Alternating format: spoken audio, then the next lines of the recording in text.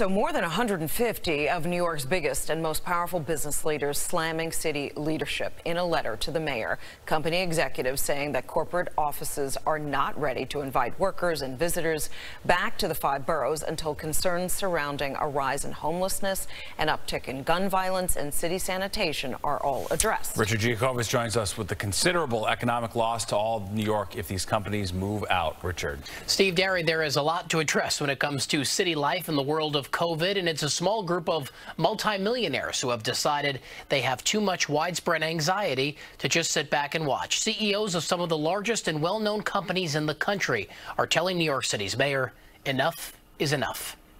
163 signatures were inked onto a letter this week that starts with the sentence, "There is widespread anxiety over public safety, cleanliness, and other quality of life issues."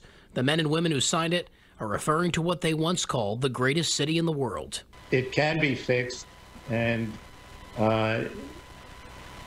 it's just a question of how long it will take. Real estate investor and developer Douglas Durst joined heads of Con Edison, MasterCard, Etsy, and Morgan Stanley in penning a letter to Mayor Bill de Blasio, pleading with him to take action and restore essential services to combat a spike in crime, bring back regular trash pickup, and find a place other than a luxury hotel for the city's growing homeless population. Part of the letter was trying to say, hey, the private sector is here. We want to be helpful. And also, I think it was really important that so many high-level CEOs signed on to the letter. It's a way to show that they remain committed to New York City, and they want to stay here. And with the city seeing residents move out in droves, the letter warns the mayor people will be slow to return unless their concerns about security and the livability of our communities are addressed quickly and with respect and fairness for our city's diverse populations. Spearheading that part of the letter are small business representatives like Manhattan's Chamber of Commerce. Our economic recovery is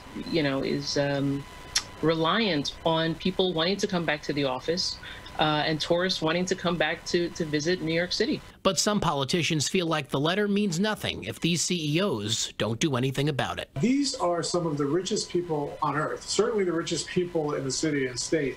And there's no sense in there of what are they prepared to sacrifice and do to help this happen.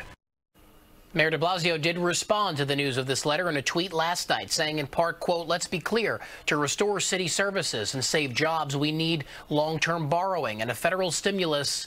We need these leaders to join the fight to move the city forward." Derry. Richard, thank you. Millions of unemployed New Yorkers will get an extra $300 in weekly benefits starting next week through the Lost Wages Assistance Program. Around 2 million New Yorkers automatically qualify for those benefits.